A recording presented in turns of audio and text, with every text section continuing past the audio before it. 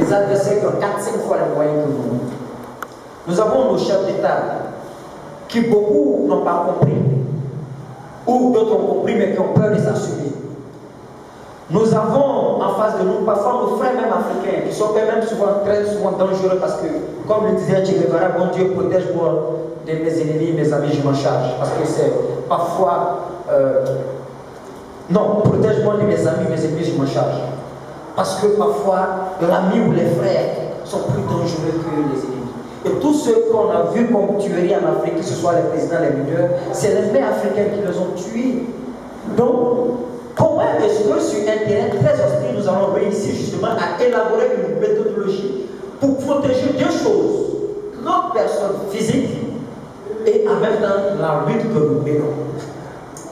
Parce qu'aujourd'hui, si on me tue, ou si on tue un leader, ça a juste deux choses. Sa personne physique disparaît, mais l'élan de la lutte est cassé. Nous l'avions vu avec Lumumba.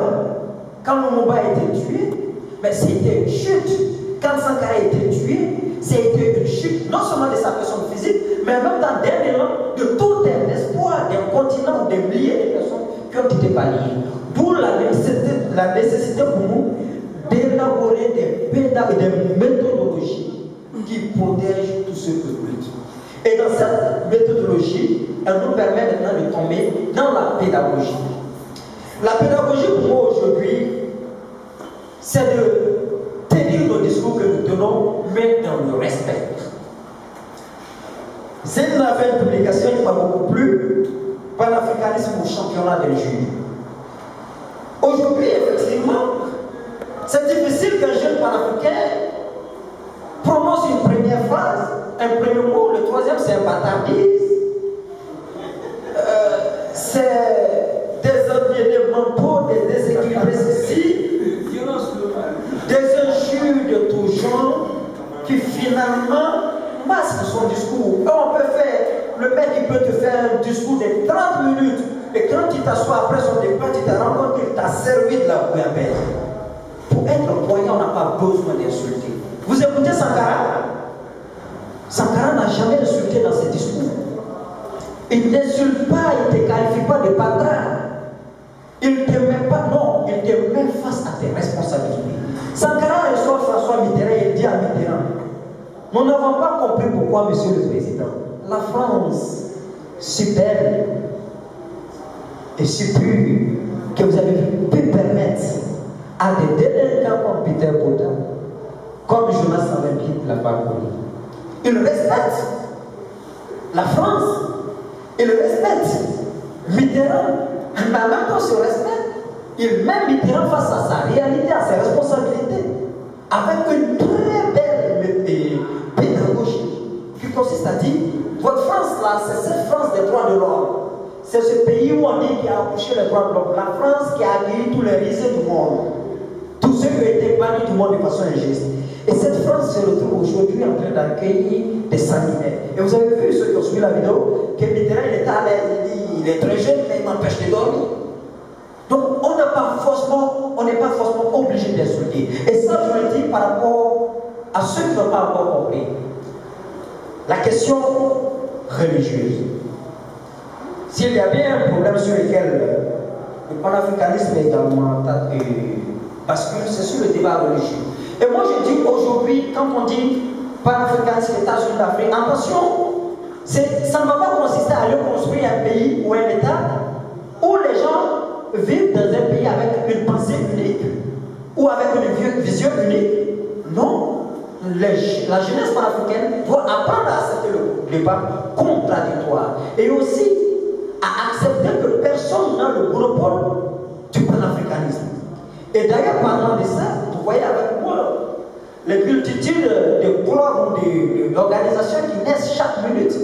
Organisations panafricaines, pourquoi panafricaines, il y en a tellement de conquêtes d'image et de leadership en permanence qui nous éloignent de l'idéal que nous voulons atteindre. C'est la réalité des panafricains qui ne sont pas capables de s'unir à l'échelle associative, qui demandent aux États de s'unir. C'est une contradiction, ça ça rentre dans le cadre de la logique que nous devrions être avec nous-mêmes. Moi, je ne peux pas dire que je veux les États-Unis d'Afrique et en même temps, nous avons 15 organisations panafricaines à Ouagadougou ou au Burkina qui sont elles-mêmes incapables de s'unir. Ce n'est pas cohérent, c'est de la comédie à la limite. Donc, si nous voulons l'union, c'est effectivement commencer au niveau des associations justement à se fédérer. Et pour la question religieuse, la pédagogie et la méthodologie que je propose à ce niveau, moi je propose et je l'ai toujours proposé, je ne suis pas contre l'islamisme, le christianisme ou le traditionnalisme. Je dis que dans ces religions, il y a des graves contradictions qu'il faut résoudre. C'est que très souvent, beaucoup de nous, que nous réclamons soit musulmans, soit chrétiens, soit traditionnalistes, nous sommes même en déphasage avec les valeurs réelles que ces trois grandes entités enseignent. Pour moi, les fondements sur lesquels la vie humaine est bâtie, qui peuvent se résumer aux 10 commandements, se retrouvent dans toutes ces trois et travers toutes ces trois religions. Mais je prends l'exemple au Burkina. La communauté religieuse, les chefs religieux ont failli. Les chefs traditionnels ont failli.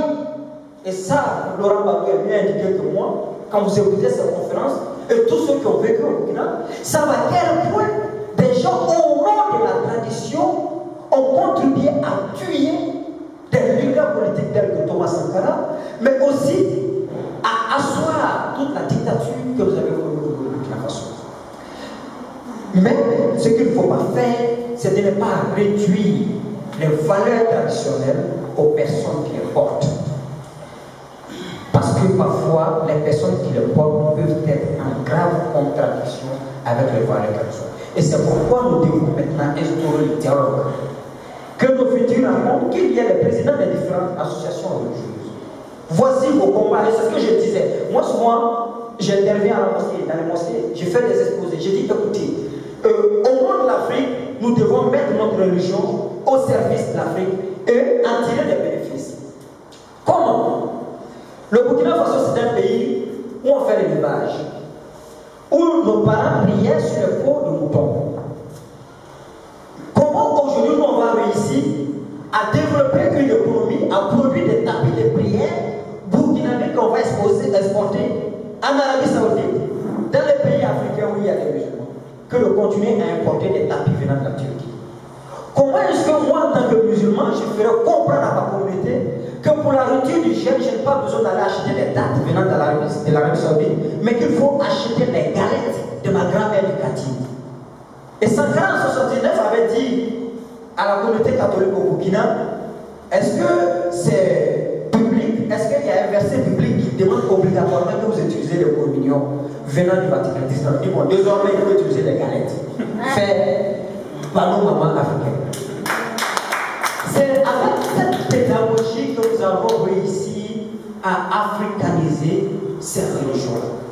Si nous nous mettons dans une posture de face à face, je crains fort que nous allons nous rentrer en conflit avec des religions qui sont elles aussi fortes, que vous connaissez, qui ont les moyens également. Mais emmenons ces religions-là, ces leaders de différentes religions, à être productifs dans l'économie et dans le tissu social. J'ai été suffisamment long, veuillez m'excuser. Je pense que je dois m'arrêter ici et permettre aux autres d'intervenir. Merci et merci à vous. Merci au camarade Thomas. Et un proverbe qui dit nous comment fort, comment tu sais donc comment tu fort. Si la parole n'est pas dite, la parole ne peut pas être suivie. Que la parole soit sûre, il faut que la parole soit dite. Et